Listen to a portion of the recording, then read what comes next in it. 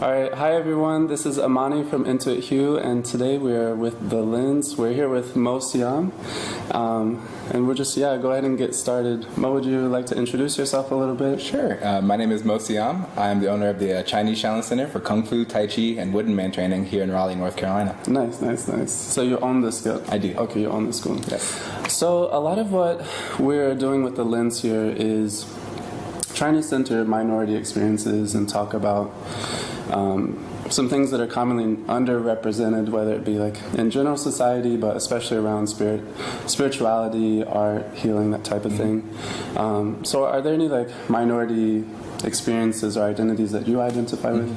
So I grew up in an Egyptian family. Okay. My family raised me Muslim. Okay. So, growing up in North Carolina, I actually didn't have any, not too many experiences or anything like that. I had a diverse group of friends. Yeah. My best friends were Christian and Jewish, and hung out all the time. I had minor little things come up, teachers say weird things, or right, things like that, but nothing that I always kind of blew it off. I was like, this kind of didn't make any sense. So you would say that you haven't really had too many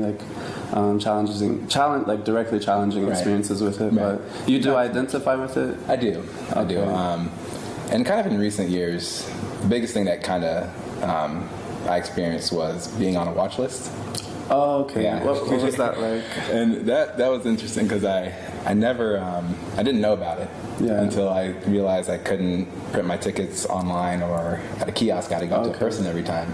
Every time I check in, I had to go up to an actual person, and so I talked to my dad about it. I kind of put two and two together and realized after some time I must have been on some type of list, and so he told me that one of his coworkers was on the list too. Oh, okay. And found out just talked to somebody at the kiosk how to get out the list, write a letter to somebody. So I went and did that, and they were like, "Well, you have to change your name, ha ha ha." And so they thought it's because of your name? Yeah. So I was like, I don't. Yeah. So that's a lot to do. But eventually I got off, or they didn't tell me, they just did it. Okay, so they just got taken off. Yeah.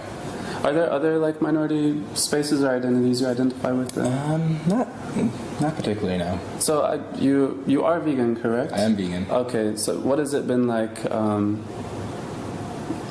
navigating that in this space, or how have you seen that? That's what I'm especially interested in. How has that interacted with being a person of color, or in religious context, with other potential minority experiences? How has that been related for you? In terms of minority experience, I haven't had too much of a connection between the two. It's always kind of been two separate issues in that sense. Yeah. Where, with family, they've always said, brought up religion as a reason, we can eat meat and dairy and all this stuff, But outside of that, I didn't really have any.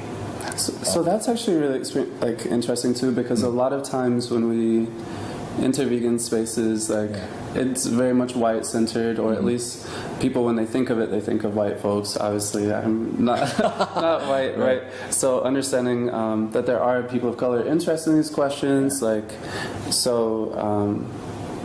I guess thinking about representation there, have you, found any difficulties with?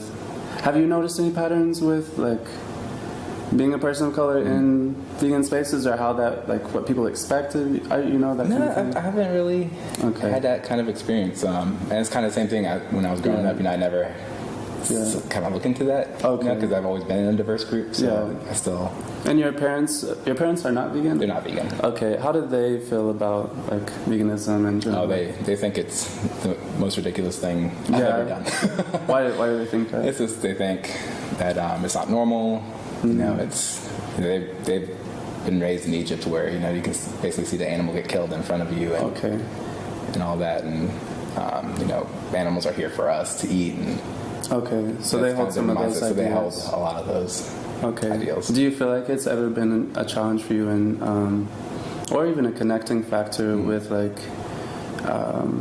other traditions like eating spaces? How have you navigated that? Yeah, so it has been a bit of a challenge with the family. I mean, they will cook for me, right, and they'll cook vegan, but it's a lot of times they'll kind of scoff at it or just kind of poke fun, make little comments, make comments here and there. And what I've started doing was more having them over and cook food for them. Okay. And I think that's helped a bit. They can appreciate the food a little bit more. They can kind of, because everyone, when they hear vegan, they think salads or things like that. And I've been kind of opening up their horizons a little bit more. Like, hey, you can have this. There's all these kind of different things. Have they been receptive to that? They've actually been pretty receptive, and they've been wanting recipes. And that's been my experience. They've enjoyed the food. I found that the people of color, like, there's a ton of vegans, like especially understanding that it's really when you start to understand things about sustainability and like the privilege that goes into eating animals and things stolen from them, like the most of the world is eating plant-based, unless they're following a Western model. Exactly. So I always find that interesting, and in my family, reminding them like coming from Africa or coming from these places, like this is not our like most natural or original pattern. So having that conversation with them. So are there any other like minority spaces or experiences you identify with, or? No, not particularly, no. Okay. So you mentioned that you do Kung Fu work. Could we talk a little bit about that? Like what's your relationship with Kung Fu right now? Like how'd you get into it? So as a kid, I was kind of a nerd. So people bullied me, and that was kind of my first kind of reason and desire to learn martial arts, but I never picked it up, and I never found anything that I was really interested in. Okay. And it was more into my college years when I started seeking out martial arts. Okay. It started with undergrad. Me and one of my good friends in undergrad at NC State, we kind of drove around, checked out some martial arts schools, but never really had time or just with schoolwork and everything. And we both ended up going to Colorado together for grad school. And he had found a flyer for Kung Fu. And I said, well, I guess I'll try it out, we'll see. And I just immediately fell in love with it. It was so diverse. It's like everything I could ever imagine and more that I wanted to learn. And you pretty much kept up with it from that point. Yeah, so that was about 8.5 years ago when I started. Okay, 8 years. Yeah. That's a long time. I'm still learning a lot. Yeah. Each time.